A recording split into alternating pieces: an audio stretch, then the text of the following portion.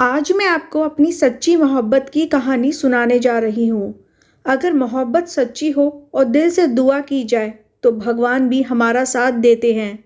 मेरी माँ ने मेरी शादी एक 16 साल के लड़के से ज़बरदस्ती तय कर दी, लेकिन मैंने भी सोच लिया था कि मैं इस बच्चे को बेहोशी की दवा देकर रोज़ अपने आशिक को बुला लिया करूँगी।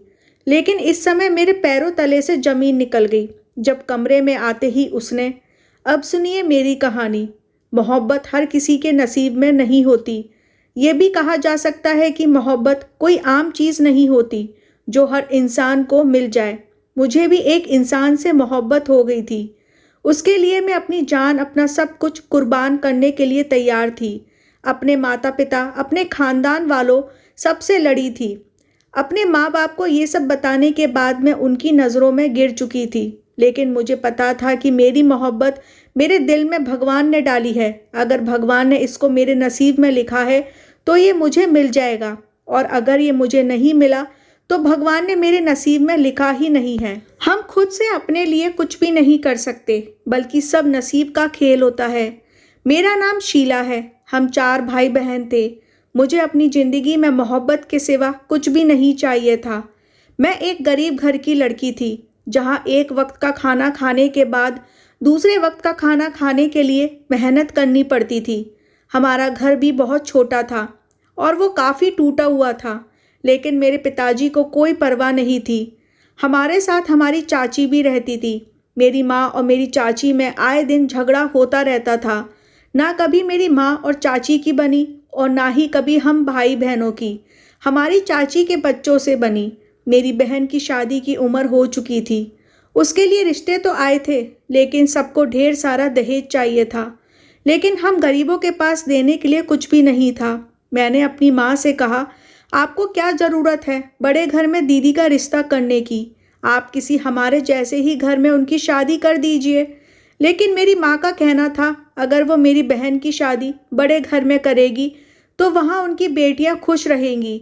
उन्हें किसी भी बात के लिए सोचना समझना नहीं पड़ेगा। मेरी माँ कहती थी, मैंने अपनी ज़िंदगी में अपनी ख्वाहिशों को मार दिया, लेकिन मैं अपनी बेटियों के साथ ऐसा होने नहीं दूंगी। मैं अभी पढ़ी रही थी और साथ में कुछ बच्चों को ट्यूशन भी पढ़ाती थी। उसी समय मुझे एक लड़के से मोहब्बत हो गई और वो मेरे घर मेरा रिश्ता लेकर आ गया। लेकिन मेरी माँ ने उसको मना कर दिया। मैंने बहुत कोशिश की अपने घर वालों को समझाने की, पर उन्होंने मुझे धमकियाँ देना शुरू कर दी। मजबूर होकर मैंने उस लड़के साहिल से कहा, जिससे मैं मोहब्बत करती थी, हम भागकर शादी कर लेते हैं। पर उसने मुझसे कहा, तुम एक शरीफ घर की लड़की हो, ऐसी बात तो तुम्हें अपनी जुबान पर भी नहीं लानी चाहिए। अगर भगवान ने हमारा मिलना लिखा होगा तो ये दुनिया कितनी भी हमें जुदा करने की कोशिश कर ले, हम मिलकर ही रहेंगे। लेकिन हम कोई गलत कदम नहीं उठाएंगे। तुम हमेशा वही करना जो तुम्हारे माता पिता चाहें। उनकी इज्जत को नीलाम मत करना। मैं दिन रात भगवान से उस लड़के के लिए दुआ करती। तभी एक दिन मेरी माँ ने अचानक मेरी शादी एक 16 साल के लड़के से ज़बरदस्ती तय कर दी थी। लेकिन मैंने भी सोच लिया था कि मैं इस कम उम्र के लड़के को रोज़ाना बेहोशी की दवा देकर अपने आशिक को बुला लिया करूँगी।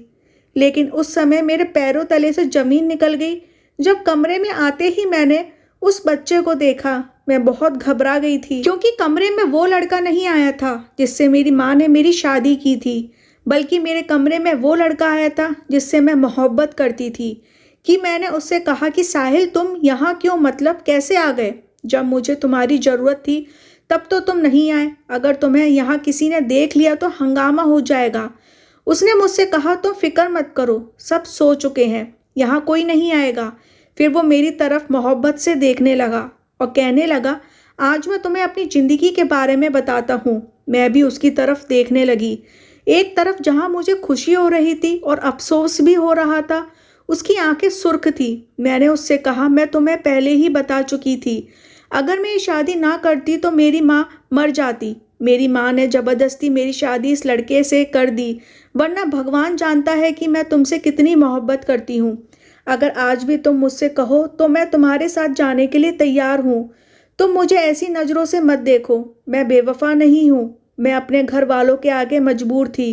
अगर मैं उनका कहना नहीं मानती तो सब कुछ बर्बाद हो जाता। मुझे अपनी बहनों के खातिर ये शादी करनी पड़ी। अगर मैं ऐसा नहीं करती तो मेरी बहन कुंवारी रह जाती। मैंने सुना है मेरे माँ बाप को मेरे ससुराल वालों ने बहुत सारा पैसा दिया है जिससे वो मेरी और मेरी बहनों की शादी कर सकती हैं।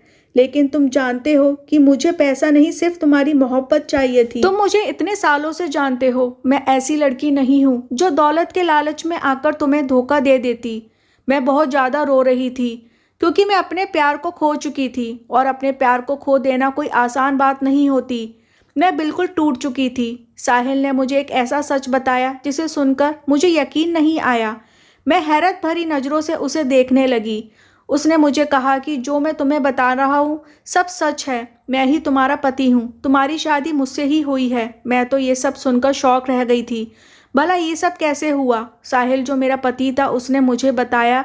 ये लंबी कहानी है। जब मैं 5 साल का था तो मेरी माँ मुझे छोड़कर चली गई थी। मेरी माँ और पिताजी की कभी आपस में बनी नहीं। मैंने बचपन से ही दोनों को लड़ते देखा। मैं अपनी माँ के लिए बहुत रोता था, उन्हें बहुत याद करता था, लेकिन उन्हें मेरी कोई फिक्र नहीं थी। पिताजी मुझे कहते थे तुम्हारी माँ को तुम्हारी कोई फिक्र नहीं है तो उसके लिए रोया मत करो। अगर उसे तुम्हारी ज़रूरत होती तो वो कभी भी तुम्हें छोड़कर नहीं जाती। कुछ समय बाद ही माँ ने पिताजी से डिवोर्स ले लिया और वो हमेशा के लिए मुझे छोड़कर चली गई।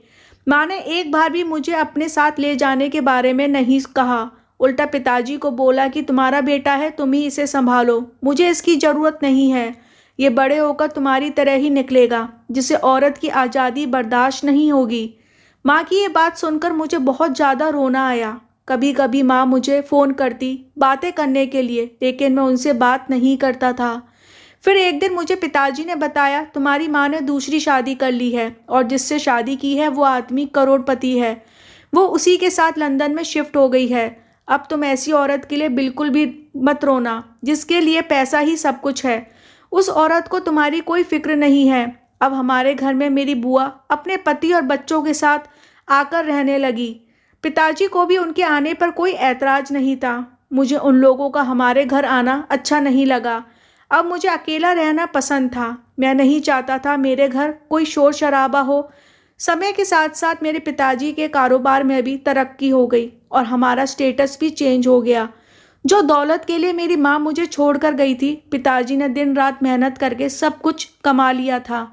मैं स्कूल से आता तो सीधा अपने कमरे में चला जाता। मेरे पीछे पीछे मेरी बुआ मेरे लिए खाना लेकर आती और कभी कभी उनकी बेटी भी मेरे पास आकर बैठ जाती थी। तब मैं बहुत छोटा था, लेकिन मुझे मेरी बुआ के कमरे में आना अच्छा नहीं लगता था, इसलिए मैंने उनसे एक दिन मना कर दिया। लेकिन मेरी बुआ ने मुझसे कहा तुम्हारी माँ तो दूसरी शादी करके विदेश चली गई है, अब तुम्हें तो किसी न किसी को संभालना ही होगा। मैं तो सिर्फ तुम्हारी खातिर इस घर में आई हूँ, वरना आज के समय में कौन किसी का सोचता है। उनकी ये बात सुनकर मैं खामोश हो जाता। पिताजी ने भी अभी तक दूसरी शादी नहीं की थी। मैं अपने पिताजी से कहता कि आप दूसरी शादी कर लीजिए, तो वो मुझसे कहते कि मुझे औरत जात पर भरोसा नहीं करना। पिताजी की ये बात सुनकर मैं खुश हो जाता और सोचने लगता कि पिताजी मेरे खातिर दूसरी शादी नहीं कर रहे। शायद पिताजी मेरा प्यार बांटना नहीं चाहते। कुछ साल गुजरे थे तो मेरे पिताजी ने दूसरी शादी कर ली। अब मैं बड़ा हो गया था और कॉलेज जाने लगा था।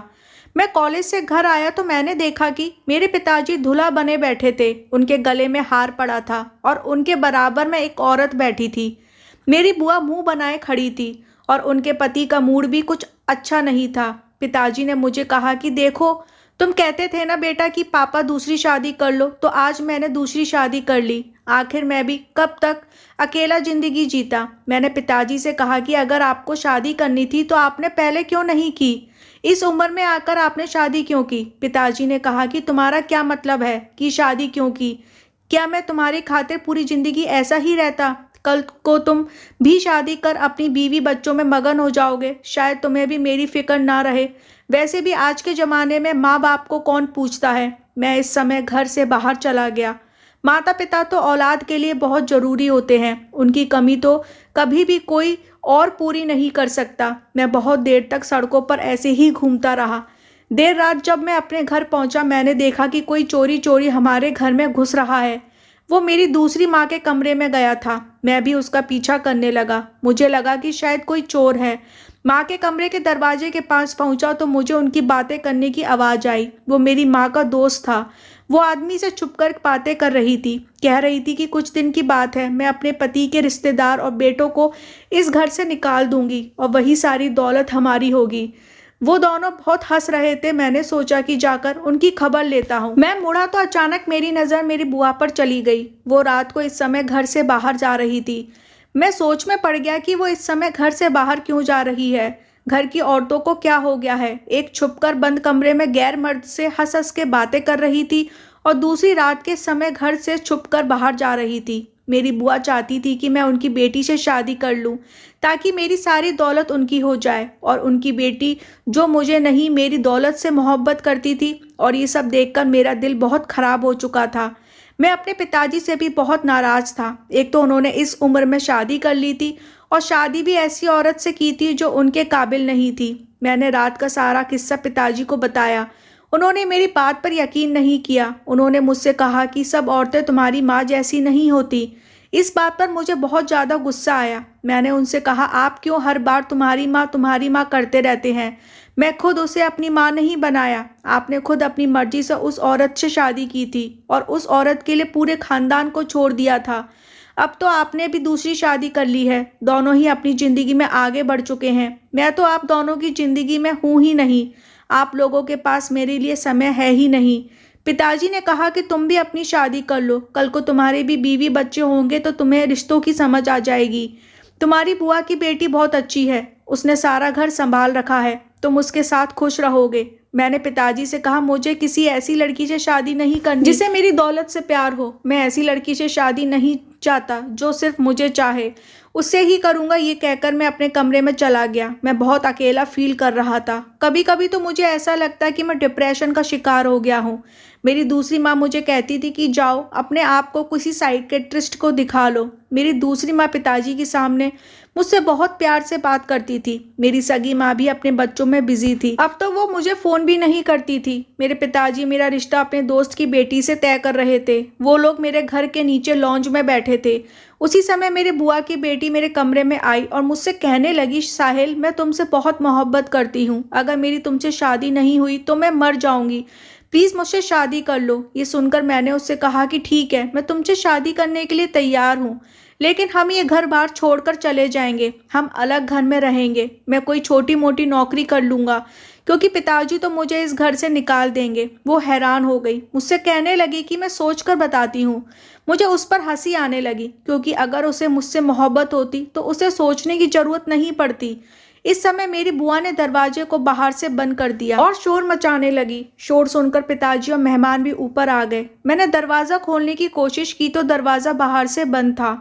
किसी ने भी ये बात नोटिस नहीं की। फूफा दरवाज़ा तोड़ने की कोशिश करने लगे। मेरे दिमाग में तो ऐसा कुछ भी नहीं था जो हो रहा था। जब फूफा ने दरवाज़ा तोड़ दिया और वो अंदर आए तो उन्होंने अपनी बेटी के मुंह पर एक थप्पड़ मारा।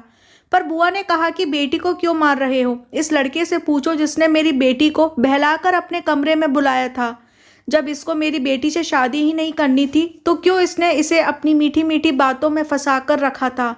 पापा के दोस्त जो घर पर आए हुए थे वो पिताजी को बुरा भला कहने लगे और हमारे घर से चले गए। पापा ने मुझे जोर से थप्पड़ मारा। मैंने पिताजी को कहा कि सब कुछ झूठ है। मैंने अपनी बुआ की बेटी से कहा कि तुम तो सब कुछ जानती हो ना, तुम पिताजी को बताओ कि सच क्या है। उसने भी कहा कि साहिल, मुझे तुमसे ये उम्मीद नहीं थी। तुमने मुझसे पहले मोहब्बत के वादे किए और आप इनकार कर रहे हो। तुमने मुझे खुद ही अपने कमरे में बुलाकर दरवाज़ा बंद कर लिया था। उसने पिताजी से कहा कि मैं साहिल के बच्चे की माँ बनने वाली हूँ, लेकिन अब ये मुझसे कहता है कि मैं हॉस्पिटल। इतना कहकर वो फूट फूट कर रोने लगी।